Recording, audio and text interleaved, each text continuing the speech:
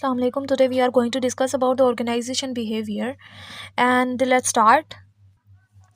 Organisational behaviour में हम क्या पढ़ने जा रहे हैं, ऑर्गेनाइजेशन को और बिहेवियर को। ठीक है, जब हम वर्ड यूज़ करते हैं ऑर्गेनाइजेशनल बिहेवियर का, तो हमें पता चलता है हम दो वर्ड्स को पढ़ने जा रहे हैं, ऑर्गेनाइजेशन को और बिहेवियर को। राइट, तो ऑर्गेनाइजेशन क्या है हमारे पास? हमारे पास ग्रुप ऑफ पीपल होते हैं जिसमें लोग जो है वो मिलकर काम करते हैं गोल को अचीव करने के लिए। ठीक है, उसको ऑर्गेनाइजेशन कहते हैं। फॉर्मल वे में जो लोग जो है वो ग्रुप बनाते हैं और क्या करते हैं, काम करते हैं किसी एक पर्पज़ के लिए, किसी एक गोल के लिए मिलकर काम करते हैं। फॉर्मल वे में उसको हम ऑर्गेनाइजेशन बोलते हैं। ठीक है, उसके बाद हमारे पास बिहेवियर क्या है? बिहेवियर बेसिकली हम कहते हैं किसी का एक्ट को हम क्या बोलते हैं, हम कहते हैं बिहेवियर है। ठीक है, अब ऑर्गेनाइजेशन के अंदर एक बंदे का बिहेवियर क्या है, उसको हम बोलते हैं ऑर्गेनाइजेशन बिहेवियर। ठीक है, तो सिंपल सी डेफिनेशन है, हम कहते हैं कि ऑर्गेनाइजेशनल बिहेवियर क्या है? Study what people do in an organisation, के लोग क्या करते हैं एक ऑर्गेनाइजेशन के अंदर, and how their behaviour affect the organisational performance. ठीक है, अब जो इफेक्ट कर रहा है वो पॉजिटिव भी हो सकता है, वो नेगेटिव भी हो सकता है, डिपेंड अपॉन द पर्सन। ठीक है, और इंडिविजुअल। ऑर्गेनाइजेशन बिहेवियर क्या है? ऑर्गेनाइजेशन बिहेवियर ये है कि जिसमें हम स्टडी करते हैं कि लोग क्या करते हैं ऑर्गेनाइजेशन के अंदर और वो कैसे करते हैं काम अपना, और किस तरह से वो ऑर्गेनाइजेशन की परफॉर्मेंस को अफेक्ट करते हैं। तो ये सब डिस्कस करते हैं हम ऑर्गेनाइजेशनल बिहेवियर में। जैसे कि हम कहते हैं, जब हम वर्ड सोशियोलॉजी का यूज़ करते हैं तो हम कहते हैं ना कि स्टडी ऑफ सोसाइटी। ठीक है, बिल्कुल इसी तरह से ऑर्गेनाइजेशन बिहेवियर क्या है? Is study of what people do in an organisation and how their behaviour affect the organisation performance, कि कैसे एक ऑर्गेनाइजेशन में जो परफॉर्मेंस है वो अफेक्ट होती है एक बंदे के काम करने से। इसको हम लोग मज़ीद जो है वो एक्सप्लेन करते हैं, कैसे हम इसको लेते हैं कि ऑर्गेनाइजेशन बिहेवियर क्या है। ये एक ऐसा बिहेवियर है जिसको हम स्टडी करते हैं कि कैसे जो लोग हैं वो एक ऑर्गेनाइजेशन के अंदर जो है अपना बिहेवियर शो करते हैं, कैसे वो बिहेवियर जो है वो अफेक्ट करता है ऑर्गेनाइजेशन की परफॉर्मेंस को। अब ये ऑर्गेनाइजेशन क्या है? ऑर्गेनाइजेशन जो है वो कोई भी इंस्टीट्यूशन हो सकता है, but it is formal institution. ठीक है, ऑर्गेनाइजेशन कोई भी इंस्टीट्यूशन है जिसमें लोग क्या करते हैं, काम करते हैं कॉमन गोल के लिए। हम इसको पढ़ चुके हैं कि ऑर्गेनाइजेशन क्या होता है।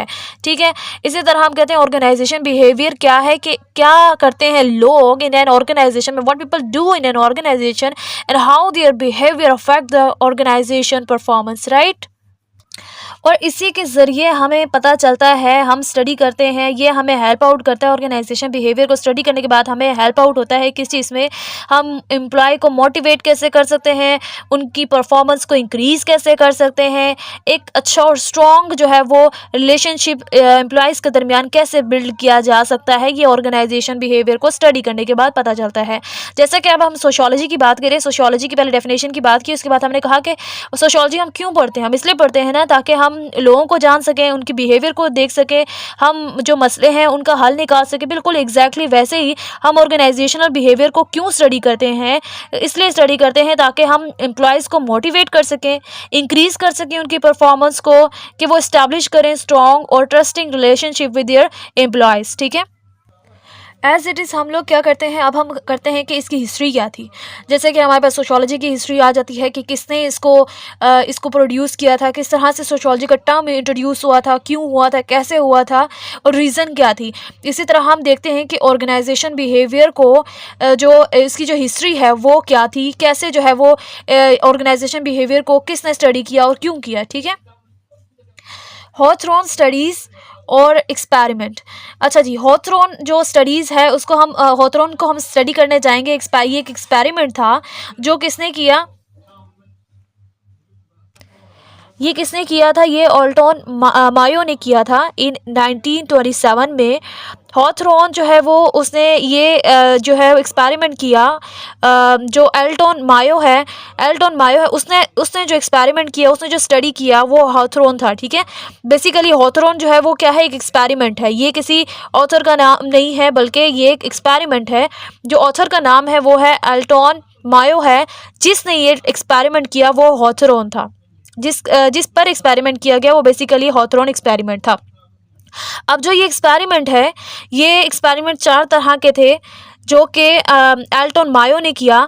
और 4 तरह के जो एक्सपेरिमेंट्स थे वो कौन कौन से थे हमारे पास? एल्यूमिनेशन एक्सपेरिमेंट है, then relay assembly test room experiment है, देन मैस इंटरव्यूइंग प्रोग्राम है, bank wiring test room experiment है। ये 4 तरह के एक्सपेरिमेंट्स किए गए मायो ने किए इस एक्सपेरिमेंट्स को, कि वो ऑर्गेनाइजेशन बिहेवियर को पढ़ सके, देख सके एक ऑर्गेनाइजेशन के अंदर किस तरह का बिहेवियर एम्प्लॉयज़ का डिफरेंट वेज में होता है। डिफरेंट तरह के अगर एक्सपेरिमेंट्स किया जाए तो एम्प्लॉयज़ का किस तरह का रिएक्शन आता है रिगार्डिंग ऑर्गेनाइजेशन।